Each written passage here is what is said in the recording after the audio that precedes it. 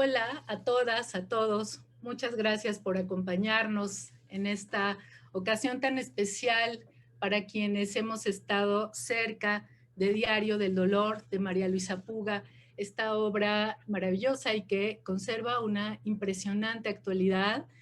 Yo conocí a María Luisa Puga cuando ella tenía sus talleres literarios en Erongarícuaro, Michoacán, y fui buscando una maestra, hice una especie de peregrinación hasta allá, que no era fácil llegar, y fue una experiencia maravillosa y entrañable que siempre voy a recordar y atesorar, por supuesto.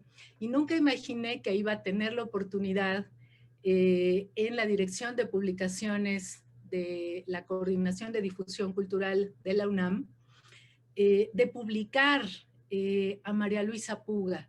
Empezamos publicando de ella en nuestra colección Vindictas, en esta antología de cuentistas latinoamericanas, en un proyecto donde estamos rescatando la obra de escritoras latinoamericanas del siglo XX que en su época fueron marginalizadas, que no han sido justamente ni suficientemente leídas.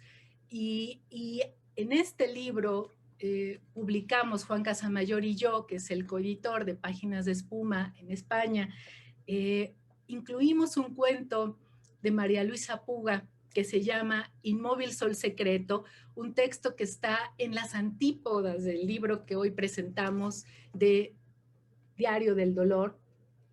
Y es un texto, ese cuento luminoso, literalmente bajo el sol terrible de una isla en el Mediterráneo, donde una pareja está buscando y encontrando esos tejidos misteriosos que les pueden confirmar una vida en un futuro, o que solo verán cómo la destrucción termina cayendo sobre esa relación de pareja. Y en esta ocasión nos reunimos para presentar Diario del Dolor a partir de una investigación que después de publicar el cuento estuvimos haciendo acá en la UNAM sobre la obra de María Luisa Puga. Nos llegaban mensajes y recomendaciones y que siempre agradecemos porque es una fuente de la que siempre se ha alimentado este proyecto. Vindictas existe gracias a una nómina interminable de escritoras, de académicas, de colegas y cómplices que nos han enviado desde toda la geografía del español sugerencias para que leamos o releamos y recuperemos a varias escritoras de distintas nacionalidades. Y por supuesto que había la recomendación de volver a María Luisa Puga. Y encontramos que sus libros, principalmente sus novelas, están vivas en el catálogo del editorial Siglo XXI. Es una editorial que atraviesa por un momento difícil, que no sabemos muy bien cómo está su situación ahora, y que por lo tanto pues es de alguna manera se puede deducir que no está circulando el catálogo como todos esperaríamos, y es una pena porque significa también que no hay el acceso a una obra que es tan importante conocer desde nuestro tiempo como lectores. De eso vamos a conversar ahora. Y hubo un tuit luminoso, como son los de Cristina Rivera Garza, un tuit en el que ella preguntaba cuándo se iba a reeditar Diario del Dolor. Y esa obra sí que no está circulando, y un libro que no circula es como si no existiera. Si solo lo podemos encontrar, como ha sido costumbre, hallar los libros de las escritoras a las que hemos recuperado en Vindictas, si solo las podemos recuperar en las librerías de viejo o en secciones especializadas en las bibliotecas, entonces su obra no está accesible para los lectores, para la mayoría de los lectores. Entonces, gracias Cristina por esa recomendación, porque tú pusiste en el radar esta obra, y ahora podemos además contar con una introducción muy conmovedora, pero también muy puntual, muy exigente con este tiempo también, de Brenda Navarro, que ha realmente diseccionado el Diario del Dolor de María Luisa Puga para decirle a los lectores hoy por qué tenemos que leer esta obra y por qué, y con eso quisiera comenzar, Brenda, esta conversación, ¿por qué este diario del dolor es hoy más necesario que cuando fue publicado por primera vez? Gracias, Socorro, gracias, Cristina, por estar aquí conmigo. Bueno, a mí me gustaría iniciar esta conversación retomando un poco el texto que escribió Cristina Rivera Garza por ahí de 2004, si no nos equivocamos todas, con una pregunta que me parece muy pertinente que se está respondiendo ahora con esta publicación. Ella dice, ¿qué silencia el lenguaje cuando se habla de dolor? ¿No? Empieza así. Y yo estuve tratando de pensar ¿por qué le vamos a decir a las lectoras? Además, yo me las imagino jóvenes universitarias, sabidas de tener mucho conocimiento de Vindictas. ¿Cómo les explicamos que a veces el silencio del lenguaje está ocultando todo un mundo, ¿no? Y yo pensaba en que probablemente cuando silenciamos el dolor, lo que hacemos es que escondemos lo que realmente somos, ¿no? Como cuando hablamos del cuerpo humano, todo eso que te compone el 96% de fósforo, agua, etcétera, siempre queda una cosita ahí que no se puede nombrar, que no se puede calcular, y creo que es el dolor totalmente individual, lo que nos hace humanas, únicas. Y yo creo que lo que hizo María Luisa Puga en este libro fue eso, presentarnos una forma además muy detallada, coherente, directa, cómo estaba viviendo ella un dolor que en su tiempo, pero que actualmente también sigue siendo silenciado, ¿no? Y lo pongo en el marco y en el contexto pandémico de cómo el sistema de salud lo que hace es administrar nuestra muerte, ¿no? No hace más que suprimir el dolor con ibuprofenos y paracetamol y nos infantiliza, ¿no? Creo que cuando llegamos a un punto en el que tenemos una queja totalmente corporal, termina por decirnos, ya no nos eres útil en muchos sentidos, ¿no? Pásate aquí a la administración del ibuprofeno y el paracetamol, porque ya vienen otras personas que siguen siendo activas. Y María Luisa Puga creo que tuvo este eureka tremendo de que sabía que su diario lo íbamos a leer muchas otras personas con el paso del tiempo y era justamente para dejar esa individualidad, esa humanidad que tenía María Luisa en ese momento antes de, digamos, fallecer, ¿no? Antes de ya no ser esa persona con la que se confronta en el libro completamente. Creo que eso sería lo más importante o interesante que tendríamos que discutir sobre este diario del dolor. Claro. Y Cristina, justo volviendo a ese texto tuyo que escribiste cuando María Luisa Puga todavía estaba viva, cuando estaba ese libro circulando, y retomo esto que acaba de mencionar Brenda. Ella quería ser leída más allá de ese momento en que el libro es publicado. Incluso el libro, cuando se publica, incluía un audio donde ella pedía que el libro fuera especialmente leído por quienes estaban enfermos y padecían dolor, y quería que ese libro los acompañara. Yo te pediré un ejercicio quizá de imaginación, Cristina, porque tú de una manera muy enfática en tu texto mencionas que no hay autocompasión en el escrito de María Luisa Puga. Pero, ¿qué piensas que pudo significar para ella escribirlo? Porque ella no buscó responder a las preguntas tradicionales. Los médicos usualmente a quienes padecen mucho dolor le entregan una serie de preguntas a los enfermos para pedirles que las respondan, y se supone que con esas respuestas van a ayudarles más. Pero ella no quiso responder clínicamente. ¿Qué quiso hacer? Fíjate, bueno, antes que nada, qué bien, felicito y celebro que estemos leyendo este libro ahora en esta nueva y bellísima versión, con la introducción de Brenda y con toda la energía de la colección Vindictas. Es fabuloso poder tener a María Luisa Puga otra vez con nosotros, especialmente me refiero a este texto. Obviamente que la tenemos con los otros, pero qué bien tener esto. ¿Sabes yo no sé qué es lo que ella haya querido, pero sé lo que leí en el 2003, que fue cuando, aquí es lo que dice, que salió en el 2013, y yo me acuerdo haber leído este libro casi inmediatamente después de que salió. Y lo que había ahí era el trabajo muy, muy lúcido de una escritora trabajando muy de cerca con el cuerpo. Yo creo que lo digo así, pareciera muy sencillo, porque en las últimas fechas todo mundo escribe sobre el cuerpo. Lo hagan o no lo hagan, todo mundo cree o dice que escribe sobre el cuerpo. Pero escribir sobre el cuerpo requiere toda una experimentación formal que no siempre está presente entre aquellos que dicen que escriben sobre el cuerpo, ¿no? Pero lo que vemos aquí con María Luisa Puga, en esta feroz, lúcida confrontación y diálogo entre el dolor, el cuerpo y la escritura, es una relación completamente consciente, muy crítica, muy detallada. Me parece, sabes, que ahora que lo estaba revisando para esta charla, además de pensar que es un libro que ha envejecido muy bien, me parece que conforme María Luisa Puga está cambiando esta aureola, dice, antes siempre traía una novela en la cabeza, era mi aureola, y ahora traigo siempre el dolor. Entonces su diálogo, su filtro, ¿no? De su relación con el mundo pasa a través del dolor. Evidentemente en ambos casos está ligada a la escritura.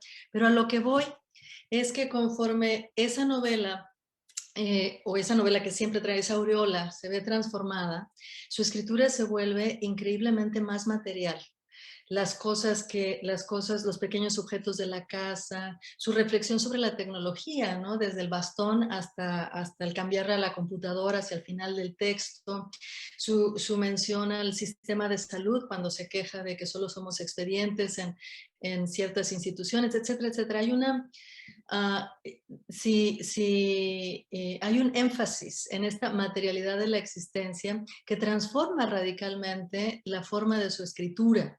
Y eso me llama mucho la atención. Si no te puedo decir esto es lo que ella estaba buscando, porque bueno, no estamos en su cabeza, pero lo cierto es que leído ahora en el contexto de las discusiones que estamos teniendo sobre nuevos materialismos, ¿no? Por ejemplo, sobre de centrar puntos de vista ¿no? Humanos y atraer esta agencia de objetos y otras especies que nos acompañan, ¿no?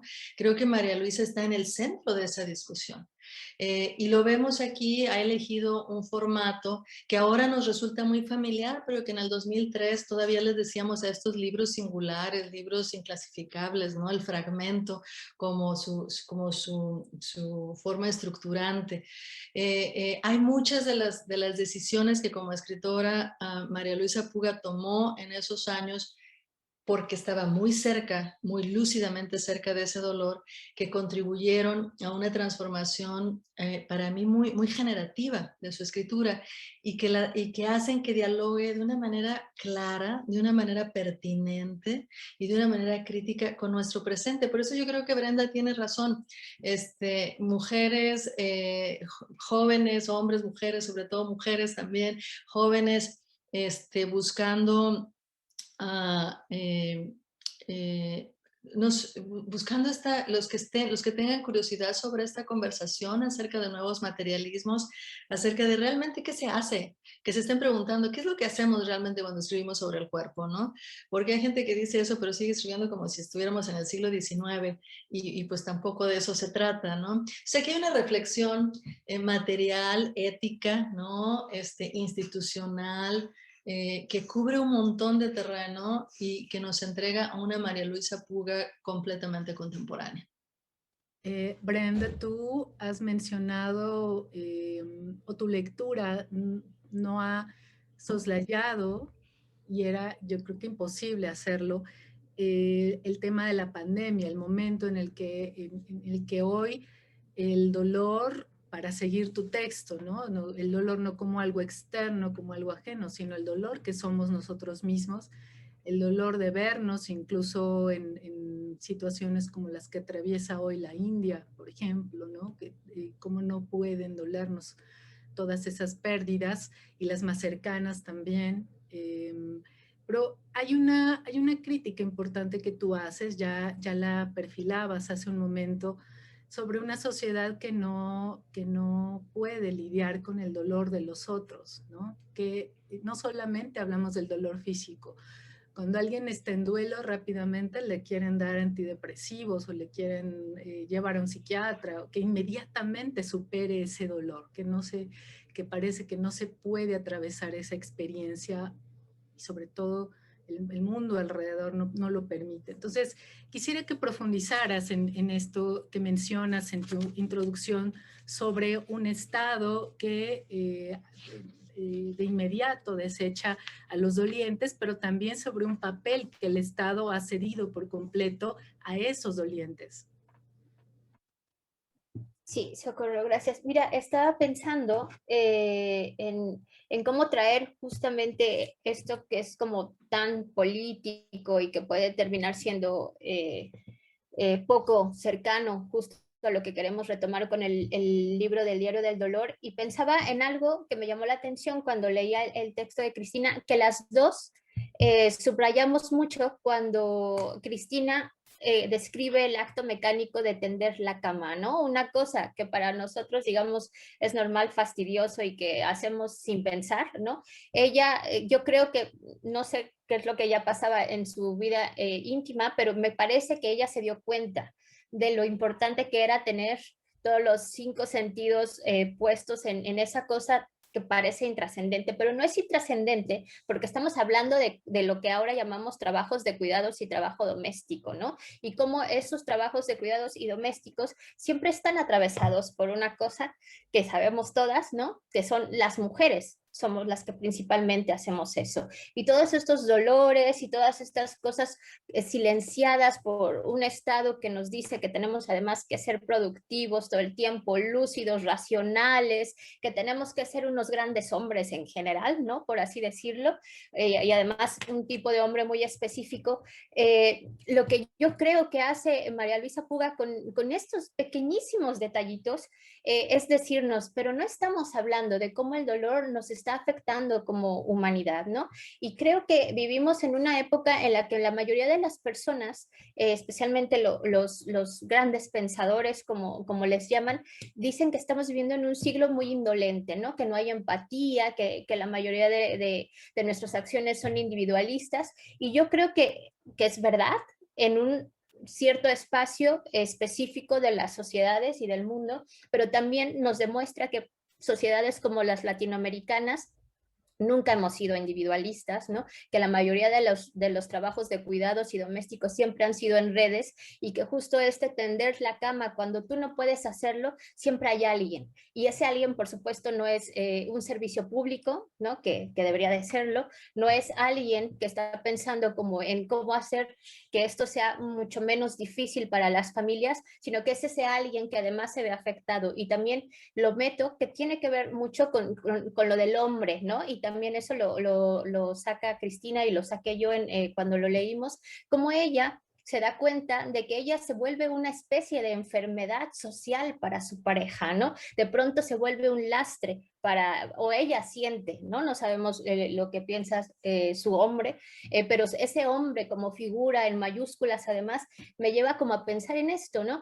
Terminamos todas las personas que nos duele algo, que tenemos una cosa crónica, además cargando esta culpabilidad de ser un lastre para las personas que nos quieren, porque no hay ningún tipo de servicio público, ningún tipo de política pública que nos haga lidiar con estas cosas de la manera más amable posible. Y vuelvo a la pandemia, ¿no?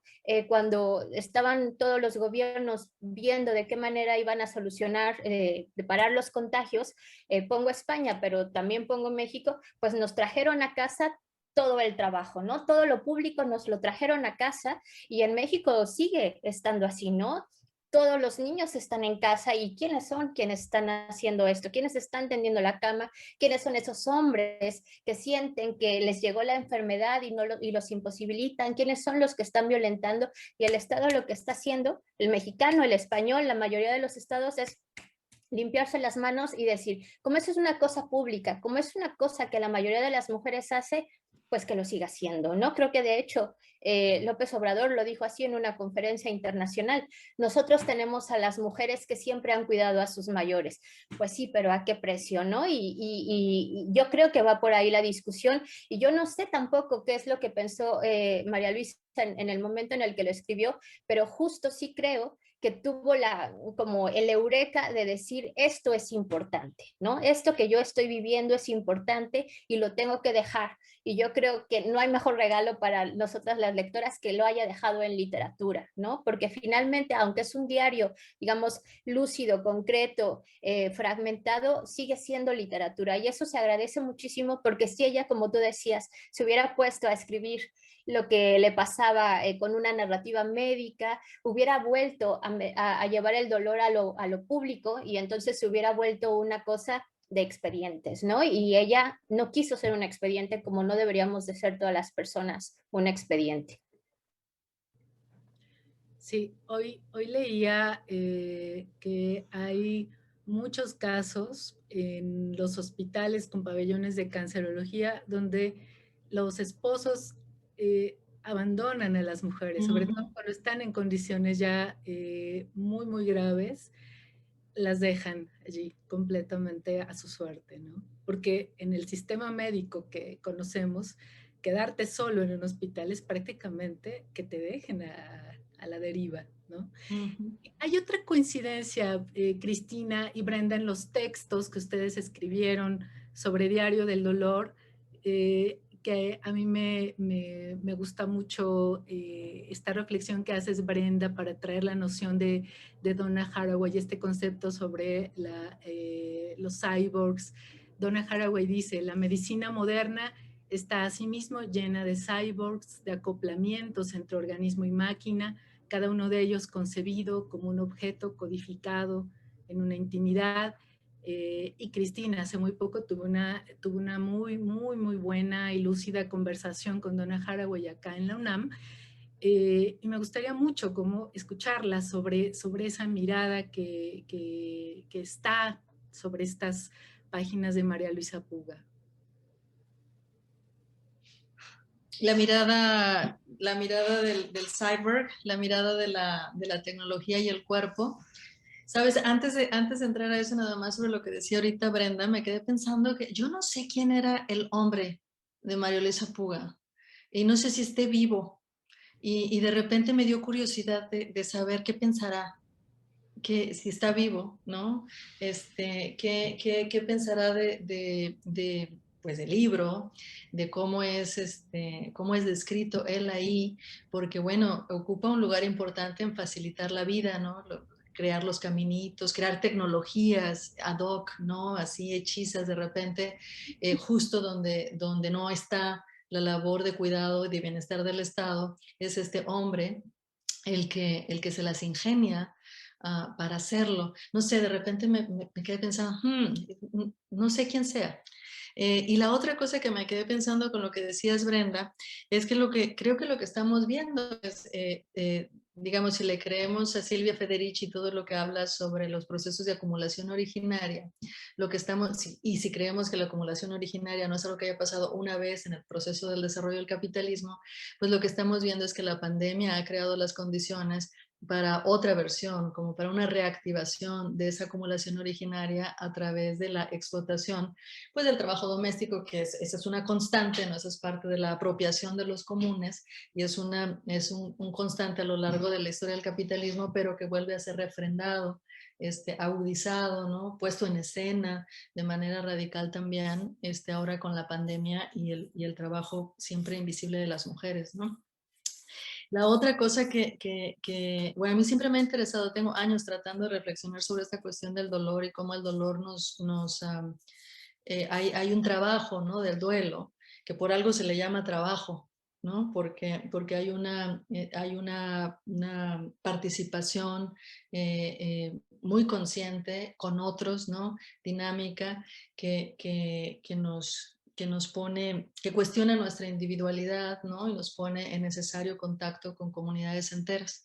Y a mí me parece que ahí es donde está nuestra posibilidad de salirnos de los ejércitos de la indolencia, porque ciertamente yo creo que una de las cosas a las que nos enfrentamos políticamente, ¿no? O sea, y digamos físicamente, materialmente, es a lo que nos arrumba la indolencia que es una forma extrema de la individualidad, ¿no? Una forma militante de la indiferencia, ¿no?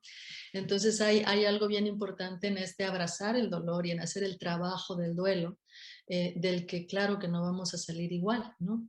Y por eso, claro, todos los hombres, yo también vi esa noticia, socorro, sobre los hombres que abandonan a mujeres y en general a los que sufren enfermedades crónicas, porque las enfermedades crónicas ponen una presión económica, emocional enormemente grande en grupos familiares. Cuando yo hice la investigación sobre el manicomio La Castañeda, pues esencialmente la gente que terminaba ahí, pues no estaban locos, ¿no? Eran una minoría los que podían tener, los que en realidad tenían cuestiones de enfermedades así llamadas mentales, pero realmente lo que eran enfermedades crónicas que sus familias ya no podían cuidar o que decidían que ya no tenían que cuidar y entonces llegaban ahí, porque esa es la naturaleza de la enfermedad crónica, ¿no? Pero bueno, todo eso a partir de lo que decía ahorita de Brenda en relación al libro. Yo creo que también por eso el libro es tan actual, ¿no? Que nos permite estar entresacando y reenhebrando, ¿no? Esta conversación que nos dejó María Luisa Puga. Y bueno, a mí me parece bien interesante que parte de su reflexión, esa escena de la cama, de la arruga, como el cuento de la princesa, ¿no? Ahora entiendes, a lo mejor la princesa y el chícharo lo que pasa es que tenía una enfermedad de artritis reumatoide crónica, ¿no? Y por eso no podía soportar el chícharo entre los 20 colchones, ¿no? Porque son tan vívidas las descripciones que hace María Luisa en relación con su mundo, con el mundo de objetos que es su entorno, que nos invita a experimentarlas en el cuerpo propio, ¿no? Y de ahí, creo yo, a toda este es como un homenaje a los bastones, ¿no? O sea, todo lo que los bastones hacen, hasta dónde alcanzan, cómo extiende su brazo, cómo puede llegar abajo de la cama, abajo del refrigerador, y esa diabólica tapita del shampoo que no puede abrir. Bueno, hay una consideración, una agudización de los sentidos y su relación con la materia, y yo creo que como Haraway o como Bennett, ¿no? La que escribió este libro tan bonito, Vibrant Matter, lo que vemos es a mucha de esta materia en su forma, con sus múltiples agencias, ¿no? Ya no es la mujer que está en control de todos sus aspectos vitales y que domina, ¿no? Su mundo alrededor, como si se dominara una lengua, ¿no? Y al contrario, cae en una relación mucho más igualitaria y horizontal con estas múltiples tecnologías, las tecnologías que crea y compone el hombre con el que vive, y hasta llegar a la de la computadora. Y me parece increíblemente interesante que termine el libro con este cambio de plataforma, que también es otra indicación de su propio devenir cyborg, ¿no? Y ya como última cosa, hace poco, no hace poco, pero hace un par de años estuve en la Benson Collection, donde encuentran todos los documentos de María Luisa Puga. Yo llevaba una clase, íbamos de la Universidad de Houston y fuimos a visitar la Benson Collection. Si no la han hecho, vayan, es una colección fabulosa donde hay documentos verdaderamente preciosos. Y ahí quedó todo el archivo de María Luisa, todos sus diarios, todos sus cuadernos, todos escritos a mano. Es de una belleza increíble. Y creo que habiendo visto eso, ese último capítulo sobre la computadora adquiere una dimensión distinta, ¿no? O sea, nosotros, claro, o sea, si yo cambio de una Mac a AirBook a la siguiente, ya es una transformación, pues ya bien común, ¿no? Está programada, tenemos que cambiar estas cosas bien seguido. Pero para María Luisa Puga, en ese momento, este cambio de plataformas es tan importante como para merecer que con eso cierre su libro. Y si vemos la importancia que le da a la letra manuscrita y la relación que tiene el cuerpo con la letra manuscrita, ¿no? También, que no es tan simple de que sea su identidad que pase por ahí, porque toda letra manuscrita es parte de un régimen de escritura, o sea, tampoco es la cosa así tan directa, pero en todo caso, que esa sea su reflexión, yo creo que se liga con esta conciencia mucho más horizontal de su relación con objetos. Estoy segura que si hubiera hablado de plantas, si hubiera hablado de animales, creo que la misma relación horizontal la podríamos ver, y las agencias de estos otros seres y todas esas especies que nos acompañan, también nos habría dado un retrato mucho más dinámico y más interesante, claro.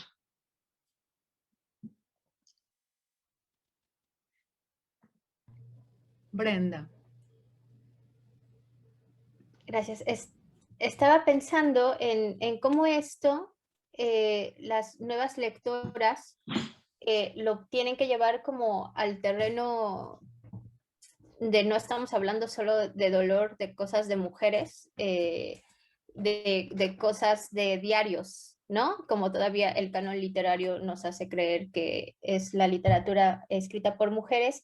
Y quiero retomar lo que ella también ponía, ¿no? Como es la escritura que me pregunta, ¿te vas a curar? ¿No? Y esto lo relaciono directamente con lo que acaba de decir Cristina, en el sentido mismo de, es la idea de tener que escribir nuestras cosas para pasar, digamos, como a la posteridad, tanto en literatura como seres humanas, la que la hizo, pienso o quiero creer como lectora, ¿no?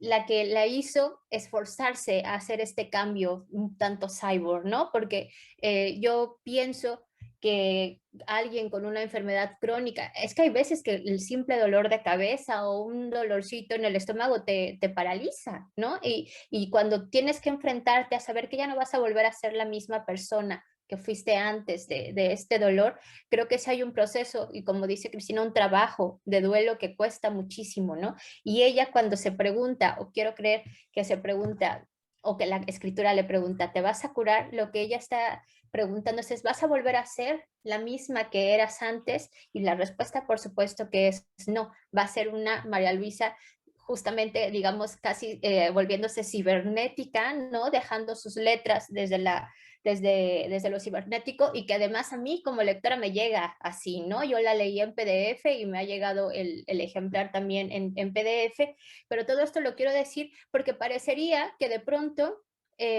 pueden decir, bueno, claro, es un diario del dolor, de mujeres que se quejan, no sé qué, pero para mí sí es importante decir, cuando ella habla de escritura, habla en realidad de una confrontación con su cosmovisión del mundo, y eso quiere decir que es una confrontación con la propia filosofía occidental, ¿no? Y eso me parece muy importante porque está llevando el terreno de lo corporal de no separarnos entre racional y emociones a esta parte de lo público. Y cuando tú lo llevas de esta manera, como lo llevó María Luisa Puga, sin autocompasión, sin pelearse con el mundo más que con ella misma, porque aunque ella pone ahí cositas sobre el sistema de salud, el hombre, etcétera, siempre todo es con ella misma. Era como una identidad la que se estaba reformulando. Eso es sumamente filosófico, ¿no? O sea, como decirle a las nuevas lectoras, no estamos hablando del dolor como de superación personal, ¿no? Estamos hablando de algo que nos puede hacer cambiar nuestra propia cosmovisión como lectoras y que tiene que empezar a dialogar con otros textos escritos por hombres o por mujeres en esa dimensión, ¿no? O sea, como sacar el dolor de este lugar en el que nos hacen creer que todo tiene que ser femenino y ponerlo en el centro de la conversación pública. Ya lo decía Cristina con Federici, es decir, con todas estas cosas que están sucediendo actualmente en el que ya queremos horizontalizar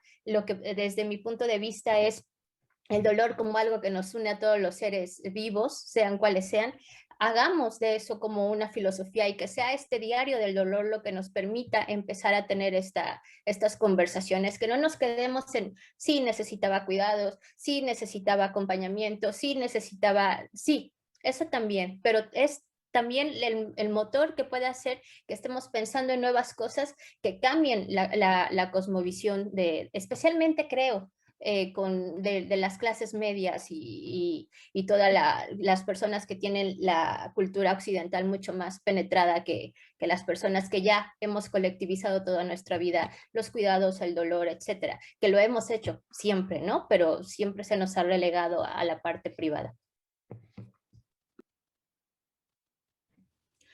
Estamos ya casi llegando al final de esta presentación.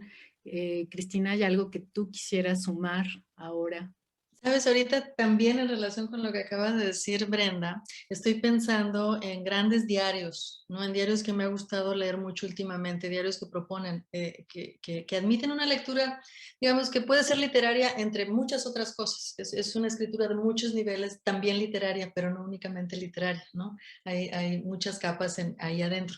Yo me acuerdo, hace también poco, estuve oyendo los diarios de Emilio Renzi, de Piglia, que son profundamente filosóficos, donde hay una reflexión sobre la escritura, evidentemente en las últimas partes también está toda la cuestión del padecimiento de una enfermedad crónica que es el cuerpo, etcétera, etcétera. Yo creo que hay aquí un diálogo bien interesante, que entre otras muchas cosas. Pero como yo oí ese libro, ¿no? Me aproximé en audiolibro, estaba pensando que sería, y pienso de hecho que la forma del audiolibro le va muy bien a la forma diario, porque lo oía y después dejaba de oírlo un tiempo y regresaba y no era así como que en qué me quedé, ¿no? Había esta cosa cotidiana y demás, que no sé si este diario de María Luisa Puga vaya a estar en audiolibro, pero a lo mejor sería bueno que estuviera. Por la forma, a ver si mi teoría de que el medio del audiolibro le va muy bien a la forma diario es cierta o no, nada más es válida para lo de Piglia, pero yo creo que se une este libro tan cercano al cuerpo y tan crítico de todo lo demás de María Luisa Puga, está en diálogo con estos otros grandes diarios, reflexiones, todas estas formas de la no ficción, ¿no? Que contribuyen a nuestro entendimiento de qué somos y sobre todo a imaginar un futuro distinto. Entonces, yo lo recomiendo muchísimo, lo repito, me parece que ha envejecido muy bien y eso no lo podemos decir de muchos libros, ¿no?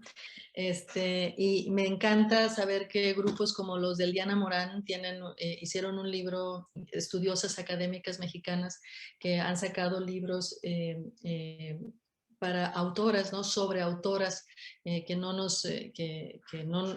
pues que han sido, como decía Socorro, marginalizadas. Hay uno sobre María Luisa Puga que a lo mejor también iría muy bien con este libro, como para entender en un sentido más amplio dentro de la historia literaria y no mexicana. Y lo último, Socorro, ya nada más así, una petición, ya que estuviste mencionando lo de Vindictas. Hace mucho tiempo me recordaron la obra de Gabriela Rábago Palafox, Todo ángel es terrible. Y me acuerdo que Patricia Vega, por cierto, fue quien me dijo, si no la has releído últimamente, y me pasó todos sus libros, que por cierto debo de tener todavía ahí en algún librero de mi casa de Toluca, pero por ahí, si hace eco, Gabriela Rábago Palafox, a quien hace mucho que no leemos, y especialmente esa novela, Todo ángel es terrible. En fin, pero muchas gracias y gracias a Brenda por esa maravillosa introducción del libro y a ti por volverlo a poner en circulación. Yo creo que eso es el beneficio de todos. Así es, Cristina, muchas gracias. Ir recordando sobre los diarios y autores que han escrito diarios. María Luisa Puga escribió muchos otros, precisamente en esa colección, en la Benson, que ahora mencionabas que está en la Universidad de Austin, en Texas. Están allí resguardados todos esos materiales que dejó y muchos de esos diarios ella los confeccionó incluso artesanalmente. Son piezas verdaderamente únicas por varias razones y yo espero, si este año las vacunas y la pandemia lo permiten, espero poder visitar esa colección para ver esos cuadernos, ojalá que sí. Y por lo pronto, pues quiero agradecerles mucho, Brenda, por esa introducción tan luminosa para para la obra de María Luisa Puga. Cristina, muchas gracias además por llevarnos de viaje con tu texto, que no pierde ninguna actualidad y que ha dialogado tan bien con lo que Brenda ha escrito. Para quienes hoy nos han escuchado en esta presentación, quisiera invitarlos a que lean un adelanto de Diario del Dolor publicado en la revista de la universidad. Y quienes quieran comprar Diario del Dolor, ya pueden encontrarlo en la librería electrónica de Libros UNAM, en formato electrónico o impreso. Con esta colección hemos querido llegar a todos lados y si bien el viaje para los libros impresos siempre tiene muchos desafíos, para los libros electrónicos hoy no hay ninguna barrera. Así que pueden, de todas las formas, como mejor prefieran, pueden llegar a esta obra maravillosa, imperdible de María Luisa Puga. Y muchas gracias por seguirnos. Muchas gracias a ustedes otra vez. Hasta luego. Gracias, hasta luego. Bye.